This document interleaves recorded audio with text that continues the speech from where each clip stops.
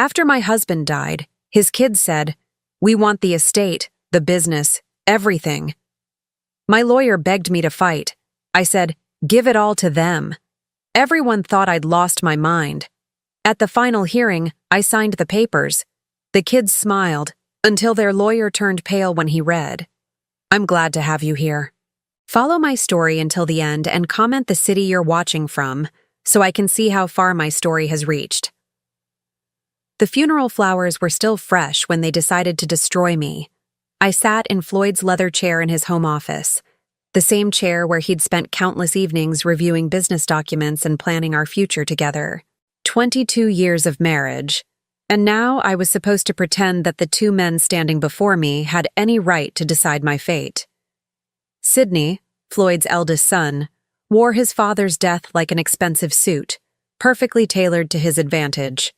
At 45, he possessed the same commanding presence Floyd once had, but none of the warmth. His steel-gray eyes swept over me with the cold calculation of a businessman evaluating a bad investment. "Colleen," he said, his voice carrying that patronizing tone I'd grown to hate over the years. "We need to discuss some practical matters."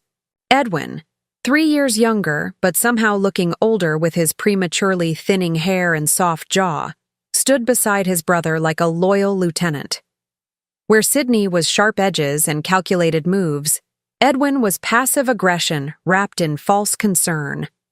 "We know this is difficult," Edwin added, his voice dripping with synthetic sympathy. "Losing Dad so suddenly, it's been hard on all of us." Hard on all of us. As if they'd been the ones holding Floyd's hand during those long nights in the hospital. As if they'd been the ones making impossible decisions about treatments and pain management. They'd shown up for the funeral, of course. Sidney flying in from his law practice in San Francisco. Edwin driving up from Los Angeles where he ran some vague consulting business. But during the 3 months of Floyd's illness, when it really mattered, I'd been alone. "What kind of practical matters?" I asked, though something cold was already settling in my stomach. Sidney exchanged a look with Edwin, a silent communication perfected over decades of shared secrets and mutual understanding. It was the kind of look that excluded everyone else in the room, everyone like me. "The estate," Sidney said simply. "Dad's assets, the properties, the business interests. We need to sort out how everything will be distributed." I felt my fingers tighten around the arms of Floyd's chair. The leather was worn smooth from years of his hands in the same position, and I found comfort in that familiar texture. Floyd and I discussed this extensively. He assured me that everything was taken care of. "Well, yes," Edwin said, his tone suggesting that I was missing something obvious. Dad did make provisions, but perhaps he didn't explain the full complexity of the situation.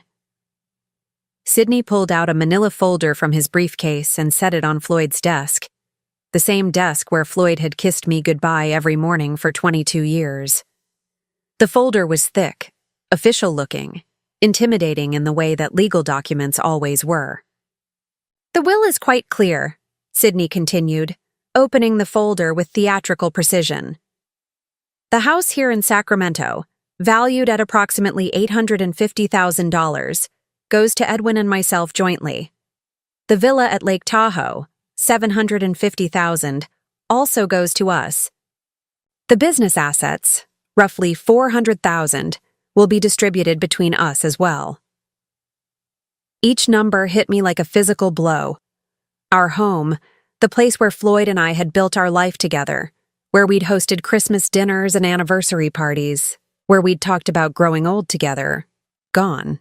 The villa where we'd spent our honeymoon, where we'd celebrated our 10th anniversary, where Floyd had told me he loved me for the first time, gone. "And what about me?" I asked quietly. Edwin shifted uncomfortably, but Sidney's expression remained unchanged. "Well, naturally, there's the life insurance policy. $200,000. That should be more than sufficient for your needs going forward." $200,000 for a 63-year-old woman who'd given up her career to support her husband's family. For someone who'd spent the last 2 decades managing Floyd's household, entertaining his business associates, caring for him through his illness. $200,000 to start over. I see, I said, though I didn't see it all. This couldn't be right. Floyd had promised me that I'd be taken care of, that I'd never have to worry about security or stability. It's not personal, Colleen, Edwin said, and the false gentleness in his voice made my skin crawl. It's just that Dad always intended for the family assets to stay within the bloodline, you understand. Bloodline. As if the 22 years I'd spent as Floyd's wife, as Sydney and Edwin's stepmother, meant nothing. As if love and commitment were somehow less valid than genetics. Of course, Sydney added, we're not heartless. You can stay in the house for 30 days while you make arrangements. We think that's more than fair. Fair. They thought 30 days to uproot a life was fair. I looked around the office, taking in the familiar details that would soon belong to someone else. The bookshelf where Floyd kept his first edition novels, the window that looked out onto the garden we'd planned together, the small photograph on his desk, not of Sydney or Edwin, but of Floyd and me on our wedding day, both of us laughing at something I could no longer remember. There is one more thing, Sydney said, and something in his tone made me look up sharply. He pulled another document from the folder, this one smaller but somehow more ominous. Dad accumulated some significant medical bills during his final illness.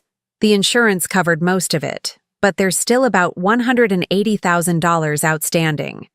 Since you were his wife and presumably made medical decisions jointly, the hospital and doctors are looking to you for payment. The room seemed to spin slightly. $180,000 in debt, with only $200,000 from the life insurance to cover it. That would leave me with $20,000 to rebuild my entire life. But surely the estate, I began. The estate assets are tied up in probate, Edwin interrupted smoothly. And given the specific terms of the will, those debts are considered separate from the inherited properties. It's unfortunate, but that's how these things work legally. I stared at them both, these 2 men who'd called me Mom at their father's funeral just 3 days ago. Sydney with his perfectly pressed suit and cold eyes. Edwin with his soft features and voice that suggested concern while delivering cruelty. I need some time to process this, I said finally. Of course, Sydney said, standing and straightening his jacket. Take all the time you need. But remember, the 30-day clock starts tomorrow. And those medical bills.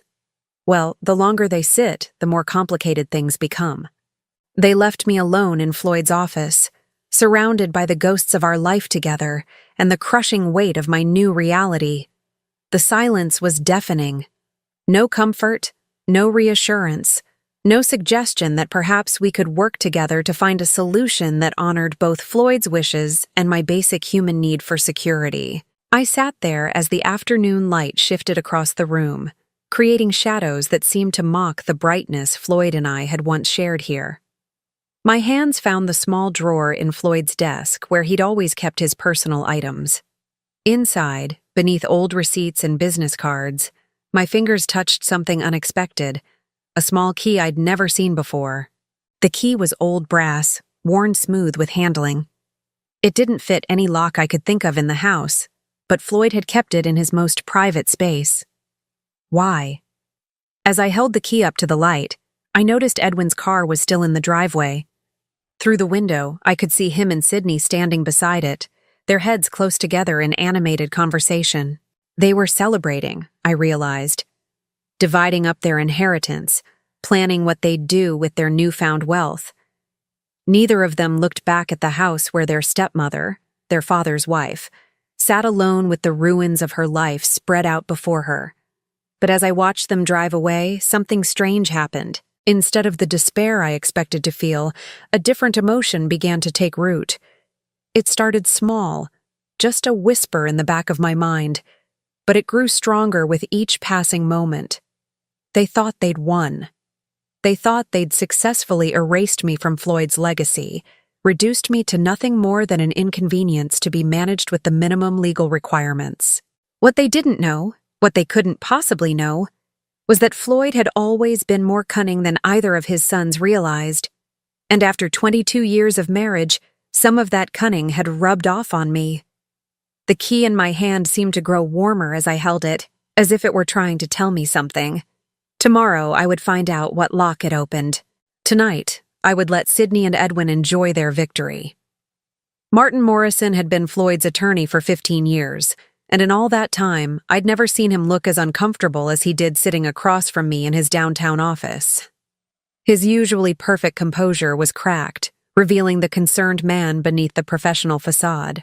"Colleen," he said, removing his glasses and cleaning them for the third time in 10 minutes. "I have to advise you in the strongest possible terms. This is not the right decision." The morning sun streamed through the floor-to-ceiling windows of his 15th floor office, casting everything in sharp relief. The Sacramento River glittered below us, and somewhere in those gleaming office buildings across the water, people were making rational decisions about their lives. I envied them. "I understand your concerns, Martin," I said, my voice steadier than I felt. "But my mind is made up." He set his glasses down and leaned forward, his expression earnest. "You could fight this. The will. There are irregularities, questions about Floyd's mental state during the final revision. We could contest it, delay probate, force Sydney and Edwin to negotiate." I'd spent the sleepless night reading and rereading the documents Sydney had left with me, trying to understand how Floyd, my Floyd, could have written me out of our shared life so completely.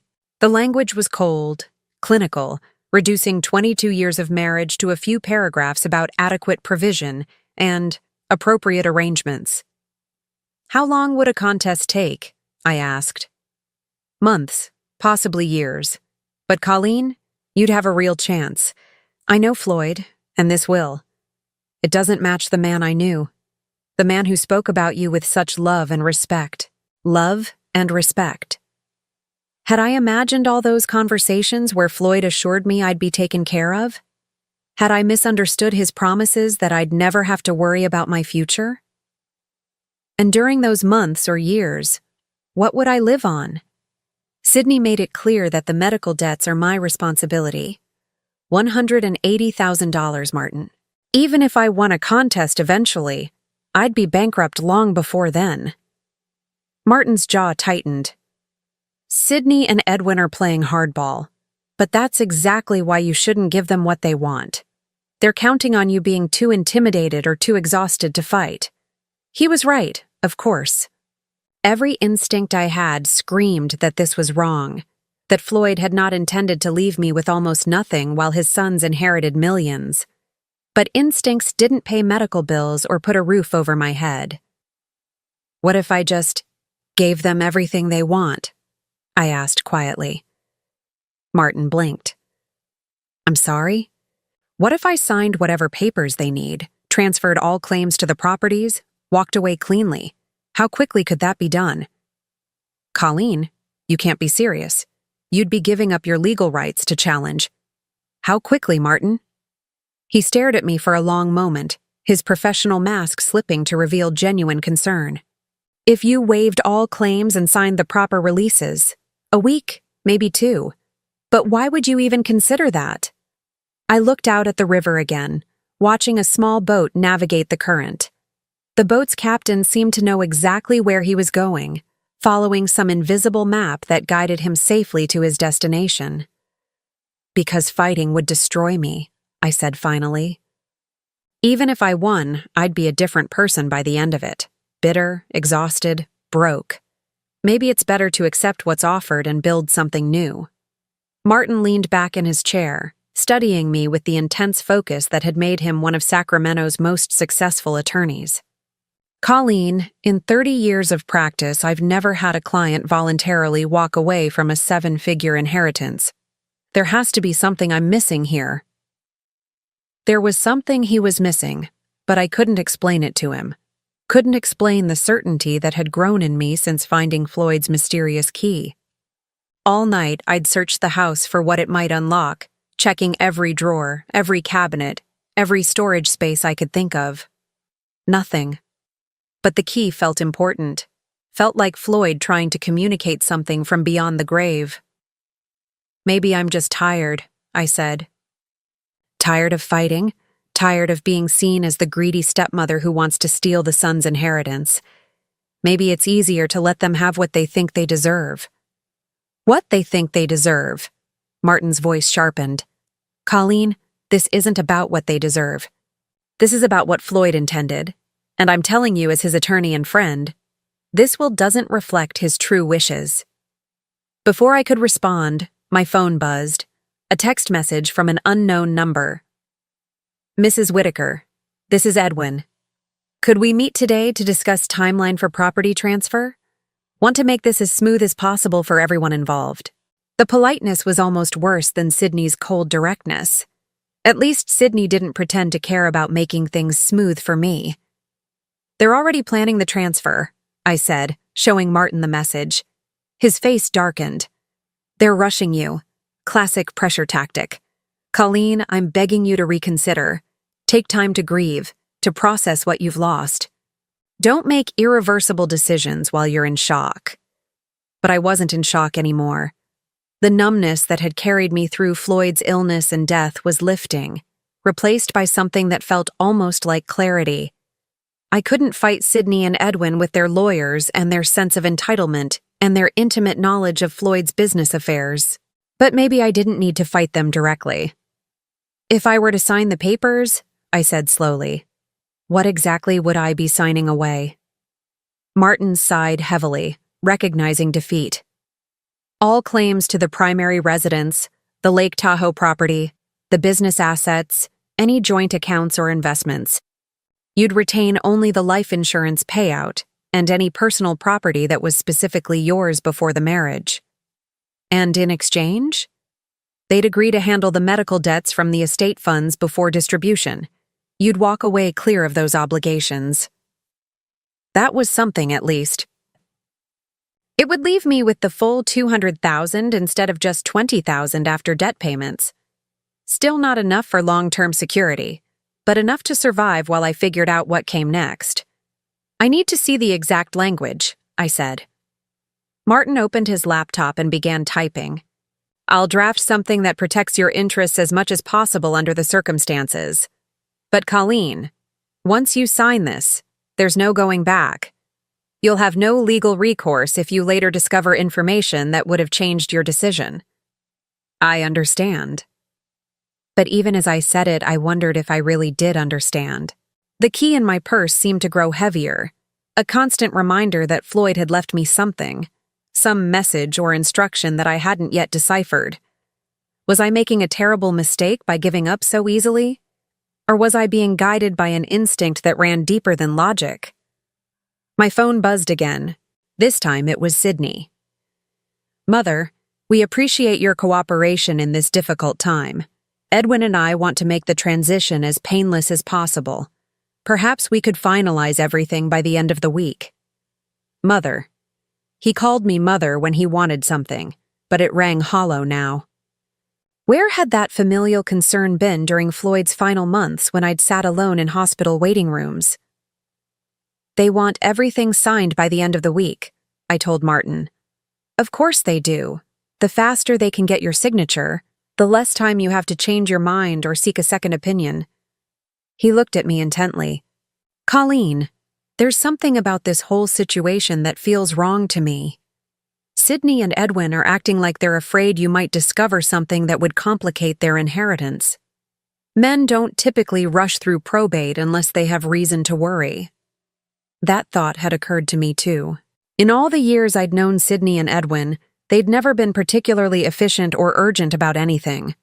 Sydney was methodical to a fault, and Edwin was positively leisurely in his approach to business. This sudden push for quick resolution felt out of character.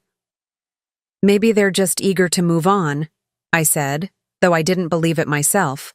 "Or maybe they know something you don't." Martin closed his laptop and leaned forward again. "Colleen, I'm going to ask you one more time. Will you at least take 48 hours to think about this? Sleep on it. Talk to a friend, a counselor, someone who isn't emotionally invested in the outcome. I almost laughed. A friend? Floyd and I had been each other's best friends for 22 years. We'd let other friendships fade as we'd focused on building our life together, entertaining his business associates, managing his household. I'd been Floyd's wife, Sydney and Edwin's stepmother, but I'd never quite figured out who I was as an individual woman. "I don't need 48 hours, I said. "I've already decided." Martin studied me for a long moment, then nodded slowly. "All right. I'll draft the papers, but I want everything in writing. Their agreement to handle the medical debts, a clear timeline for when you'll receive the insurance payout, and a clause that protects you from any future claims related to Floyd's estate." "Thank you. Don't thank me yet. I'm about to help you make what might be the biggest mistake of your life." As I left Martin's office and walked through the marble lobby toward the elevator, I caught a glimpse of my reflection in the polished walls. The woman looking back at me was someone I barely recognized, older certainly, but also somehow more solid, more present. For 22 years, I'd been Floyd's wife, defined by my relationship to him and to his sons. For the first time since his death, I was being forced to figure out who Colleen Morrison Whitaker was when stripped of those roles. The elevator doors opened, and I stepped inside. As we descended toward the parking garage, I touched the key in my purse one more time. Floyd had left me something, I was sure of it, and whatever it was, Sydney and Edwin didn't know about it. The key opened a safety deposit box at First National Bank on J Street, a box I never knew existed. I'd spent 2 days methodically searching every inch of our house, growing more frustrated with each empty drawer and meaningless cabinet. It wasn't until I was going through Floyd's wallet, the one the hospital had returned with his personal effects, that I found the small business card tucked behind his driver's license. First National Bank, with a handwritten number on the back, 379.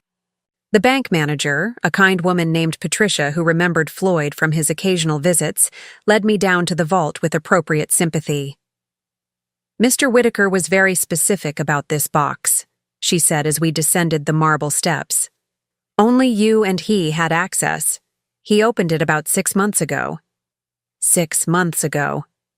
Right around the time Floyd's health had started declining, when he'd begun having those mysterious business meetings that he'd never quite explained to me. The box was larger than I'd expected, and heavier. Patricia left me alone in the small viewing room, and with trembling fingers, I lifted the metal lid. Inside were documents, lots of them. But these weren't the legal papers I'd expected, wills or insurance policies or business contracts. These were personal letters, printed emails, financial statements, and what looked like surveillance reports. The first thing that caught my eye was a letter in Floyd's handwriting, dated just 2 months before his death. The envelope was marked, "For Colleen, open only after reading everything else." I set that aside and picked up the next document, a printed email exchange between Sydney and someone named Marcus Crawford. The timestamp showed it was from 8 months ago, and as I read, my blood grew cold. "Marcus, Dad's getting worse. The doctors think he's got maybe 6 months. We need to move faster on the transfer protocols. Can you expedite the paperwork we discussed?" The reply was equally chilling. "Sydney, I've prepared the documents as requested. Once your father signs, the business assets will be restructured under the shell companies we established. The personal properties can be transferred immediately upon death. What about the wife? Colleen won't be a problem. She doesn't understand the business side, and by the time she figures out what's happening, it'll be too late. Dad trusts us completely." I had to read it twice before the meaning sank in. They'd been planning this for months. While I was caring for Floyd, driving him to doctor appointments, managing his medications, his sons were plotting to steal not just from me, but from their own father. The next document was a bank statement for an account I'd never heard of. Whitaker Holdings, LLC. The balance showed $4.7 million. Below it was a handwritten note from Floyd. "Colleen, this is our real savings. The boys think all my money is tied up in the house and business, but I moved the bulk of our assets here months ago. I was trying to protect us. $4.7 million. We weren't poor. We weren't even middle class. Floyd had been quietly wealthy, and Sydney and Edwin had been trying to steal from their dying father.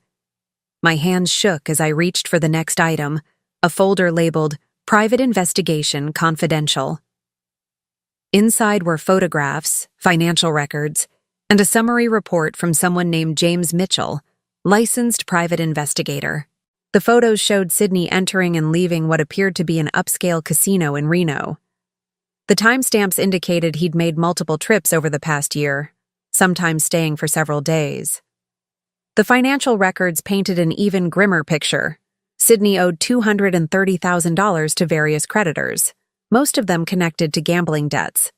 Edwin's file was just as damning. The investigation had uncovered that his consulting business was actually a front for a series of failed investment schemes. He'd lost nearly $300,000 of other people's money, including funds that belonged to several elderly clients who'd trusted him with their retirement savings. Both of Floyd's sons were drowning in debt and legal troubles. No wonder they were so eager to get their hands on their inheritance. But the most devastating document was a medical report dated 3 months before Floyd's death. It wasn't from his regular doctor. This was from a neurologist I'd never heard of. The summary was brief but conclusive. Patient shows no signs of cognitive impairment or diminished capacity. Mental faculties remain sharp and decision-making ability intact. Sydney and Edwin had been suggesting to anyone who would listen that Floyd's illness was affecting his judgment, that he wasn't capable of making sound decisions about his estate. But this report proved otherwise. Floyd had been completely mentally competent right up until the end. The final document in the folder was a copy of a different will, not the one Sydney had shown me, but one dated just 6 weeks before Floyd's death. This will left everything to me, with modest trust funds for Sydney and Edwin that would pay out annually, but couldn't be accessed all at once. A note in the margin, in Floyd's handwriting, read, "Original held by Mitchell and Associates, not Morrison Firm." My heart pounded as the pieces fell into place. There were 2 wills. Sydney and Edwin had somehow gained access to an older version and were using it to claim their inheritance, while the real final will was safely hidden with a different law firm. But why hadn't this Mitchell and Associates contacted me after Floyd's death? Why was I only discovering this now? I reached for Floyd's letter with trembling hands and carefully opened the envelope. "My dearest Colleen," it began. "If you're reading this, then I'm gone and the boys have shown their true colors. I'm sorry I couldn't tell you about all of this while I was alive, but I needed to be sure of what they were planning." The letter went on to explain how Floyd had grown suspicious when Sydney and Edwin suddenly became so attentive during his illness. Not out of love, but because they were positioning themselves to control his estate. He'd hired the private investigator, moved the money, and created the elaborate plan to protect me. The boys think they're inheriting the house and the business, but what they don't know is that I've mortgaged both properties heavily in the past year. The house has a $1.2 million lien against it, and the business owes $800,000 to creditors. They're not inheriting assets. They're inheriting debt. I stared at the letter, hardly believing what I was reading. Floyd had essentially given Sydney and Edwin a poison pill, disguised as an inheritance. "The life insurance policy they mentioned is real," the letter continued. "But it's not for $200,000. It's for $500,000, and the extra money is meant to help you start over. Martin Morrison was never supposed to handle my estate. I fired his firm 2 months ago, but didn't tell him. The boys must have convinced him to represent the family after my death." The final paragraph brought tears to my eyes. "I know this seems cruel, but I couldn't stand by and watch them steal from you the way they've been stealing from everyone else. They made their choices, Colleen. Now they have to live with the consequences. You deserve better than what they were planning to give you. Take the money, start fresh, and don't look back. Love always, Floyd." Attached to the letter was a business card for Mitchell and Associates and a note that I should contact them immediately after reading the contents of the safety deposit box. I sat in that small, windowless room for nearly an hour, trying to process everything I'd learned. Floyd hadn't abandoned me. He'd been protecting me.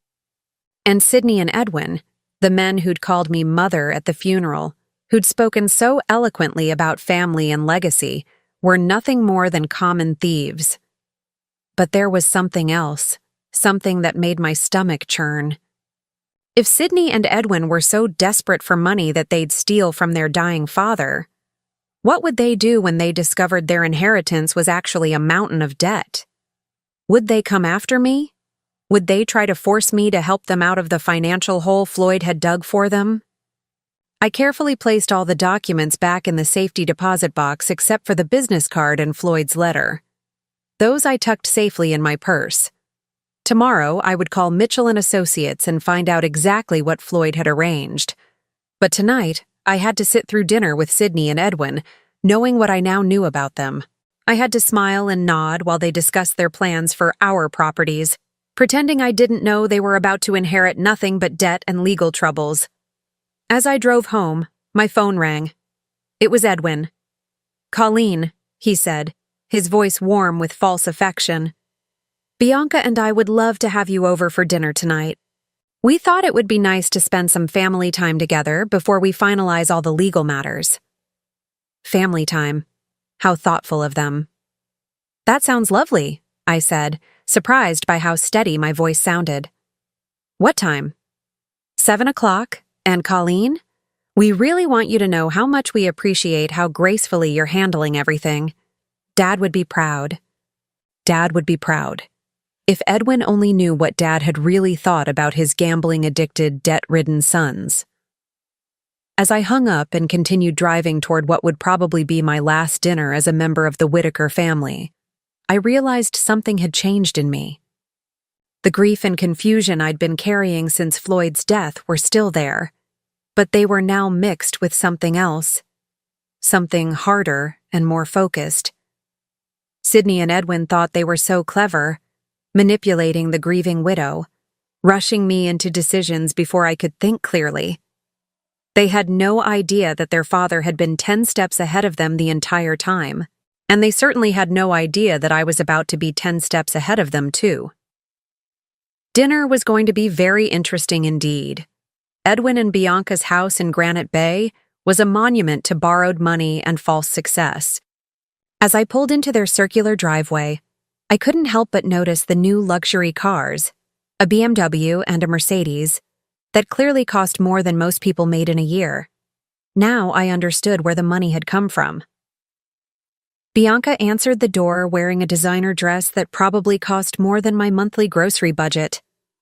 At 38, she'd perfected the art of looking expensively maintained. Highlights that cost $600 every 8 weeks, nails that required weekly touch-ups, jewelry that sparkled with the kind of stones that came with insurance riders. "Colleen!" she exclaimed, pulling me into an air kiss that barely grazed my cheek. "You look wonderful. How are you holding up?" The concern in her voice was about as genuine as her nail color, but I smiled and played along. "I'm managing, dear. Thank you for having me." Sydney was already there, lounging in Edwin's study with a scotch in his hand that probably cost more per bottle than I spent on groceries in a month. The room was all dark wood and leather, designed to project success and stability. What it actually projected, now that I knew the truth, was desperate overreach. "Mother," Sydney said, standing to give me a brief hug. "You're looking better. I was worried about you after our conversation yesterday." Yesterday, when he'd told me I was essentially homeless and bankrupt. Such touching concern. Edwin emerged from the kitchen carrying a wine glass filled with what looked like a very expensive Chardonnay. "Colleen, so glad you could make it. Bianca's been cooking all afternoon. Her famous herb-crusted salmon." The three of them moved around me like gracious hosts, offering drinks and appetizers, commenting on my appearance, asking about my plans. It was a masterful performance of family concern, And if I hadn't spent the afternoon reading about their gambling debts and failed business ventures, I might have been touched. Dinner was served in their formal dining room, complete with china that looked like it belonged in a museum and silverware heavy enough to be weapons. Bianca had indeed outdone herself. The salmon was perfectly prepared, the wine expertly paired, the presentation flawless.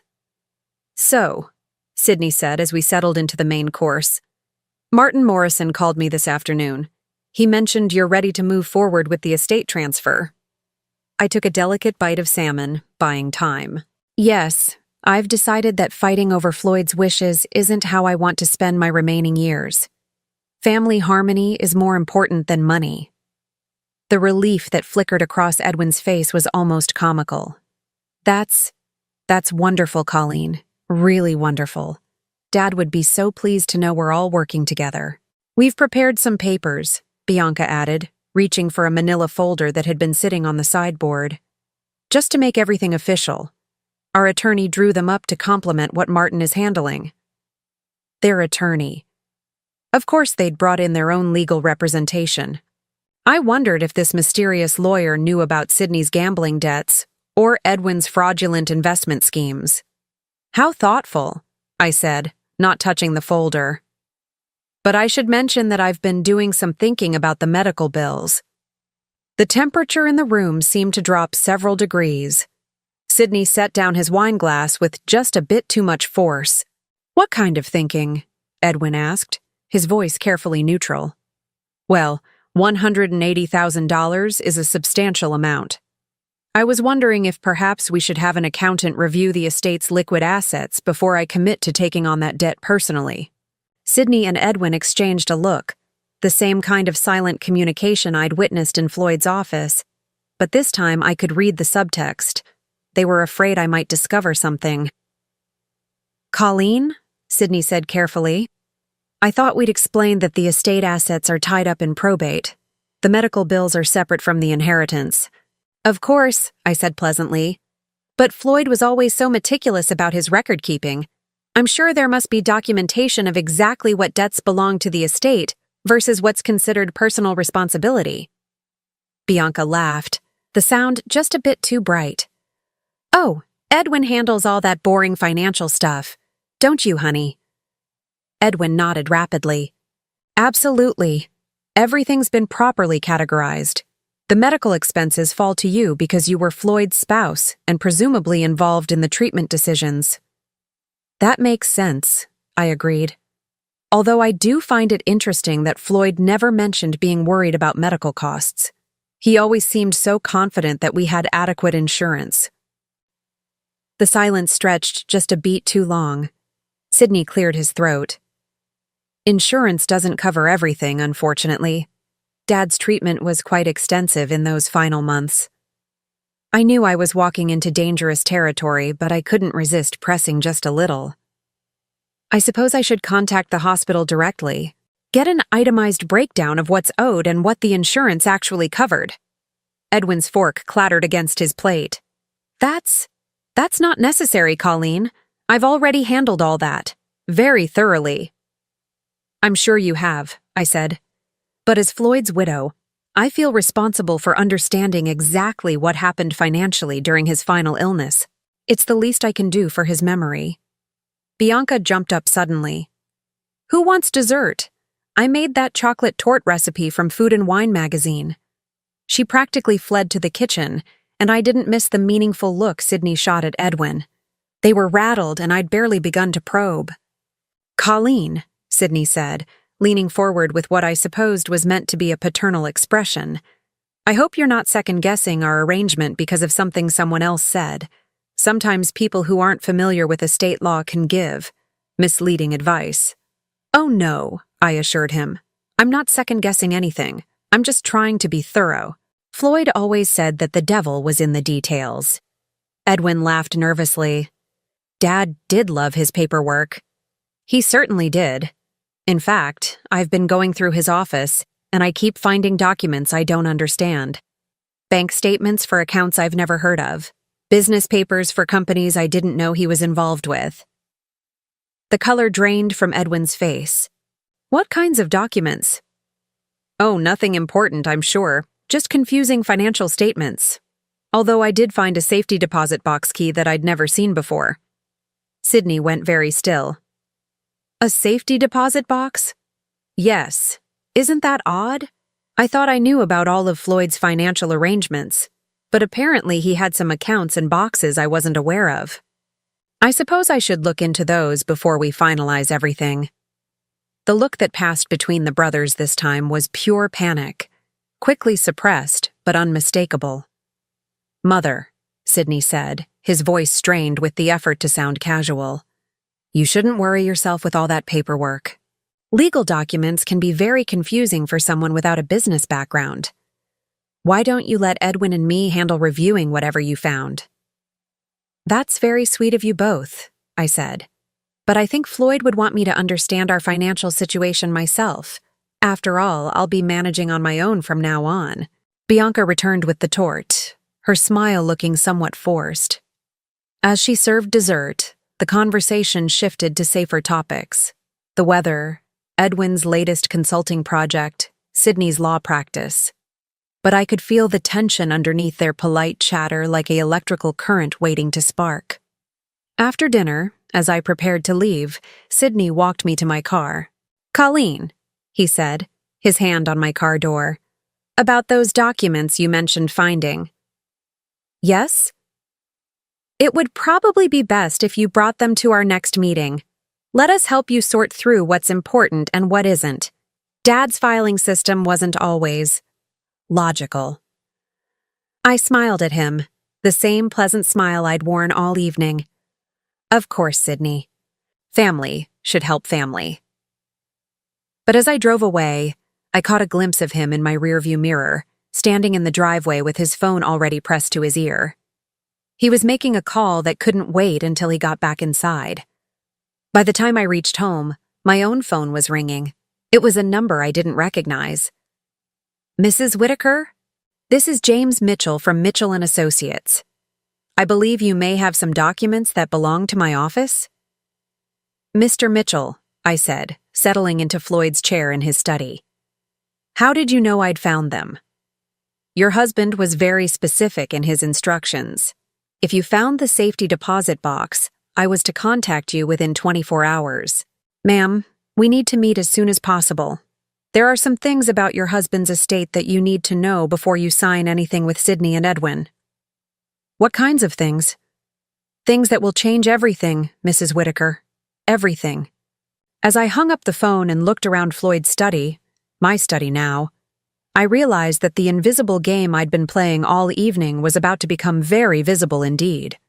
Sydney and Edwin thought they were manipulating a grieving widow, but they had no idea that their father had been playing a much longer, much more sophisticated game. James Mitchell's office was nothing like Martin Morrison's polished downtown suite. Located in a modest building in Midtown Sacramento, it had the comfortable, lived-in feeling of a place where real work got done rather than impressive clients got courted. Mitchell himself was a surprise, a soft-spoken man in his 60s with kind eyes and hands that showed he'd worked for everything he'd earned. "Mrs. Whitaker," he said, rising from behind a desk that was organized chaos incarnate. "Thank you for coming so quickly. Please sit down. We have a lot to discuss." I settled into the worn leather chair across from his desk, my purse containing Floyd's letter held tightly in my lap. "Mr. Mitchell, I have to admit I'm confused about all of this. I didn't even know Floyd had hired another attorney." "He hired me about 8 months ago," Mitchell said, pulling out a thick file. "Initially, it was just to conduct a discreet investigation into some financial irregularities he'd noticed. But as we uncovered more information, my role expanded significantly." He opened the file, and I could see it contained copies of many of the same documents I'd found in the safety deposit box, along with others I hadn't seen. "Your husband was a very thorough man, Mrs. Whitaker." When he realized what his sons were planning, he developed a comprehensive strategy to protect you and ensure they faced consequences for their actions. "The investigation showed they were stealing from him?" Mitchell nodded grimly. "Sydney had been forging his father's signature on loan documents, using the family business as collateral for his gambling debts. Edwin was worse. He'd been systematically transferring funds from client accounts into his own shell companies. Both of them were facing potential criminal charges if their activities came to light. I felt a chill settle over me. Criminal charges? Grand larceny, wire fraud, elder abuse. Your husband could have had them both arrested. Instead, he chose a more creative form of justice. Mitchell pulled out a different set of documents and spread them across his desk. These are the real estate records for the house and the Lake Tahoe property. As of 6 months ago, both properties are leveraged to the maximum. Your husband took out mortgages totaling $1.2 million on the house and $800,000 on the villa. But why would he do that? We owned both properties free and clear. Because he knew Sydney and Edwin would inherit them, and he wanted to ensure they inherited the associated debts as well. The money from those mortgages? It's sitting safely in the Whitaker Holdings account that only you can access. My head spun as I tried to process what he was telling me. So when they inherit the properties, they inherit properties worth approximately $1.6 million, but with mortgages totaling $2 million. They'll owe $600,000 more than the houses are worth. That's not possible. They showed me the will. They showed you an outdated will, Mitchell interrupted gently. One that was superseded by a final version your husband executed 6 weeks before his death. The real will leaves everything to you, with the stipulation that if you choose, you can gift the properties to Sydney and Edwin. The choice is entirely yours. He handed me a copy of the real will. As I read through the legal language, one clause stood out. I leave the decision of what, if anything, my sons Sydney and Edwin shall inherit entirely to my beloved wife Colleen, trusting in her wisdom and judgment to determine what they truly deserve. Floyd left it up to me, I whispered. He did. And Mrs. Whitaker, there's more. The life insurance policy isn't for $200,000. It's for $500,000. And there's an additional policy for $300,000 that Sydney and Edwin don't know about. $800,000. Combined with the money Floyd had moved to the protected accounts, I wasn't just secure, I was wealthy. But here's the most important part, Mitchell continued. Your husband documented everything. Every forged signature, every fraudulent transfer, every lie Sydney and Edwin told during his illness. If you choose to pursue criminal charges, we have more than enough evidence to ensure convictions. The room seemed to tilt slightly as the full scope of Floyd's plan became clear. He hadn't just protected me. He'd given me the power to decide Sydney and Edwin's fate. What happens if I don't pursue charges but also don't give them the properties? They get nothing. They inherit their father's love and their childhood memories, and that's all. Meanwhile, they're still facing the debts they've already accumulated, and the creditors who've been waiting for their inheritance to pay them back won't be very understanding. Before I could respond, my phone rang. It was Sydney. Don't answer it, Mitchell advised. Not yet. There are a few more things you need to know. But the phone kept ringing, and something in the persistence of it made me uneasy. Finally, I picked up. Colleen? Sydney's voice was strained, almost frantic. We need to talk. There's been a development. What kind of development? Someone from Mitchell & Associates called Edwin this morning. They claim to have documents that supersede the will we've been working with. This is very concerning, Colleen. We think someone might be trying to defraud the estate. I looked at Mitchell, who was shaking his head with what might have been amusement. Sydney, I don't understand. What kind of documents? Legal papers that don't make sense. Listen, Mother. I think you should come to Martin Morrison's office immediately. We need to sort this out before you sign anything or make any decisions you might regret. The urgency in his voice was telling. They'd discovered they weren't inheriting what they thought, and they were panicking. I'll be there in an hour, I said, and hung up. Mitchell leaned back in his chair. So, Mrs. Whitaker, the moment of truth has arrived. What do you want to do? I stared down at the documents spread across his desk, evidence of years of manipulation and theft, proof of Floyd's careful planning, and the legal foundation for whatever choice I made next. I want to understand something, I said slowly. If I give them the properties with the mortgages, are they legally obligated to pay those debts? Absolutely. The mortgages transfer with the properties. They'd have 30 days to refinance or assume the loans, or face foreclosure. And given their existing debts and credit problems, no bank would refinance them. They'd lose the properties and still owe the deficiency balances. I thought about dinner the night before, about Bianca's designer dress and the expensive cars in their driveway, about Sydney's casual arrogance and Edwin's false concern. I thought about 22 years of being treated as an outsider in my own family, of being dismissed and patronized and ultimately betrayed. But mostly, I thought about Floyd, lying in that hospital bed, knowing what his sons were planning, working even in his final weeks to protect me from their greed. Mr. Mitchell, I said, standing up and smoothing my skirt. I believe it's time for Sydney and Edwin to learn about the consequences of their choices. As I drove to Martin Morrison's office, my phone buzzed with a steady stream of increasingly desperate text messages. Sydney. Mother, please don't sign anything until we sort this out. Edwin. Colleen. There are people trying to take advantage of your grief. Be careful. Bianca. We're all family here. Don't let strangers come between us. Family. They still thought they could manipulate me with that word. But as I pulled into the parking garage of Martin's building, I realized something had fundamentally changed.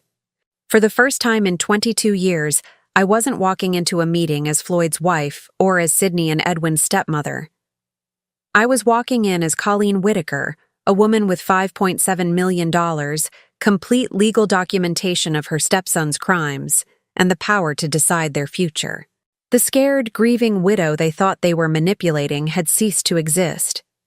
In her place was someone much more dangerous, a woman with nothing left to lose and everything to gain.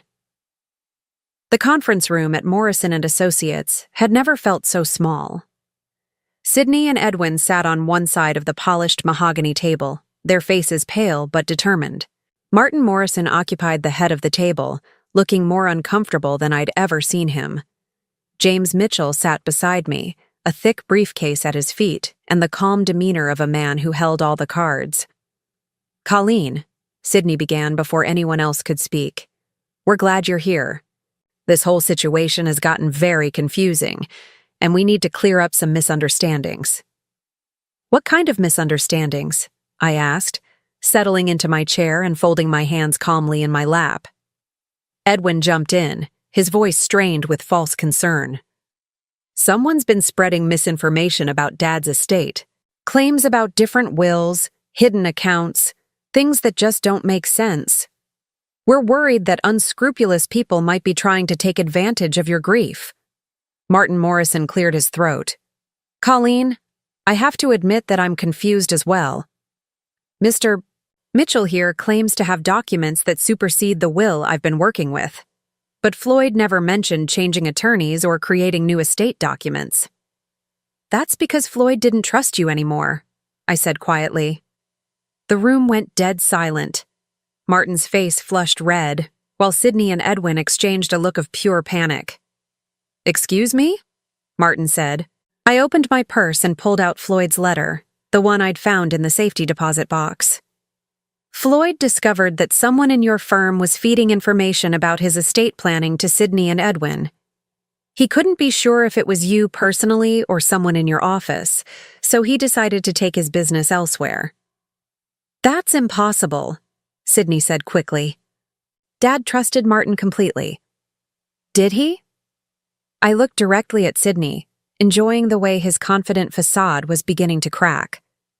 Then why did he secretly hire a private investigator 8 months ago to look into your financial activities? And why did he move $4.7 million into accounts that only I can access? Edwin made a choking sound. 4.7 million? That's not possible. Dad didn't have that kind of liquid assets. Actually, he did, James Mitchell said, opening his briefcase and pulling out a thick folder. Your father was considerably wealthier than either of you realized. He'd been quietly building a portfolio for years, specifically to ensure Colleen's security after his death. He spread documents across the table, bank statements, investment records, property deeds. The house you think you're inheriting? It has a $1.2 million mortgage against it. The villa at Lake Tahoe? $800,000 in liens. Your father took out these loans specifically to saddle any inheritance with debt. Sydney's face had gone from pale to gray. You're lying. I'm afraid not, Mitchell continued calmly. Your father documented everything very carefully, including your gambling debts, Sydney, $230,000 to various creditors, and Edwin's fraudulent investment schemes, which have cost his clients nearly $300,000. This is harassment, Edwin said, his voice cracking. You can't prove any of this. Mitchell smiled and pulled out another folder. Actually, I can. Bank records showing forged signatures on loan documents, wire transfer records proving embezzlement, recorded phone conversations where both of you discussed manipulating your father's estate while he was dying in the hospital. The temperature in the room seemed to drop 10 degrees. Martin Morrison was staring at the documents with the horrified expression of a man realizing he'd been completely played. Colleen, Sydney said, his voice now openly desperate. Surely you don't believe these fabrications. We're family. We love you. Family, I repeated. The way you loved me when you told me I was inheriting $20,000 after 22 years of marriage. The way you loved me when you gave me 30 days to find somewhere else to live. Bianca, who had been silent until now, suddenly spoke up. This is all just a misunderstanding. We can work this out. We can make adjustments. Actually, I interrupted, there's nothing to work out. The real will, the legally binding one, leaves everything to me. The choice of what, if anything, Sydney and Edwin inherit is entirely mine. I reached into my purse and pulled out another document. This is a gift deed I had prepared this morning. I'm giving you exactly what you tried to give me. Sydney grabbed the document and read it quickly, his face cycling through confusion, understanding, and finally horror. You're giving us the house and the villa, Edwin said slowly. But with the mortgages. That's correct. You'll own properties worth approximately $1.6 million, with associated debts of $2 million. That leaves you $600,000 in the hole, which seems fitting given your existing financial difficulties. You can't do this, Sydney said, but his voice lacked conviction. Actually, I can. It's exactly what Floyd intended. He wanted you to face the consequences of your choices. Martin Morrison finally found his voice. Colleen, this is extremely irregular. Perhaps we should take some time to consider all options. No, I said firmly. I've considered everything. Sydney and Edwin can accept their inheritance as offered, or they can walk away with nothing. Those are their only options. And if we refuse? Edwin asked. James Mitchell answered. Then Mrs. Whitaker will pursue criminal charges for elder abuse, grand larceny, and wire fraud. The evidence is overwhelming. You'd both be looking at significant prison time. The silence stretched on for what felt like hours. I could see Sydney's mind working, trying to find an angle, a way to negotiate or manipulate the situation. Edwin just looked defeated. Finally, Sydney spoke. What do you want from us? I want you to sign the papers accepting the inheritance as offered. I want you to agree never to contact me again unless it's through attorneys. And I want you to understand that this is what your father chose for you, not out of hatred, but because you forced his hand. Bianca started crying. This will ruin us. We'll lose everything. You should have thought about that before you started stealing from your dying father, I said without sympathy. Edwin looked up at me with something that might have been respect. He really planned all of this? Every detail. Your father was much smarter than either of you ever gave him credit for. In the end, they signed. They didn't have a choice. The alternative was prison, and even in their desperation, they weren't quite ready to risk that. As they filed out of the conference room, Sydney paused at the door. This isn't over, Colleen. Yes, it is, I replied calmly. It's completely over. 3 months later, I sold the real estate that Sydney and Edwin couldn't afford to keep and moved to a charming cottage in Carmel, overlooking the Pacific Ocean. The cottage cost $1.2 million, cash, and still left me with more money than I could spend in several lifetimes. I received word through my attorney that Sydney had filed for bankruptcy and was attending court-mandated gambling addiction counseling. Edwin had moved back in with his mother and was working as a night manager at a hotel near the airport. Bianca had filed for divorce and moved to Los Angeles with her sister. Sometimes, usually in the evening when the fog rolled in from the ocean, I would think about Floyd and wonder if he would approve of how everything had turned out. Then I would remember his letter, his careful planning, his determination to protect me even after death. I think he would have been very satisfied indeed. The cottage came with a beautiful garden that the previous owners had neglected. I spent my days bringing it back to life, planting roses like the ones Floyd and I had grown together, creating herb gardens and flower beds that bloomed in carefully planned succession throughout the year. It was peaceful work, satisfying in a way that 22 years of managing other people's expectations had never been. For the first time in my adult life, I was accountable to no one but myself. I joined the local gardening club, took watercolor classes at the community college, and even started volunteering at the animal shelter. Simple pleasures, but they felt revolutionary after decades of living my life in service to others' needs and wants. One afternoon, while deadheading the roses in my front garden, a young woman stopped by the gate. She was perhaps 30, with kind eyes and a hesitant smile. "Excuse me," she said. "I'm Sarah Mitchell, James Mitchell's daughter. He told me you might be interested in some volunteer opportunities." I set down my pruning shears and walked over to the gate. "What kind of opportunities?" "I work with women who are trying to escape abusive relationships, financial abuse, emotional manipulation, that sort of thing." "Dad said you might understand what they're going through." I thought about the scared, confused woman I'd been just months ago, convinced I was powerless and dependent on the goodwill of people who didn't care about me. "I might," I said. Sarah smiled. "Would you like to hear about what we do?" As we talked, I realized that Floyd's final gift to me hadn't just been financial security. He'd given me something much more valuable, the knowledge that I was stronger than I'd ever imagined, smarter than anyone had given me credit for, and capable of protecting myself and others who needed protecting. 2 months later, I established the Floyd Whitaker Foundation for Financial Justice, providing legal support and financial education for victims of family financial abuse. It wasn't the legacy Sydney and Edwin had expected to leave behind, but it was exactly the legacy Floyd would have wanted. Now I'm curious about you who listened to my story. What would you do if you were in my place? Have you ever been through something similar? Comment below. And meanwhile, I'm leaving on the final screen 2 other stories that are channel favorites, and they will definitely surprise you. Thank you for watching until here.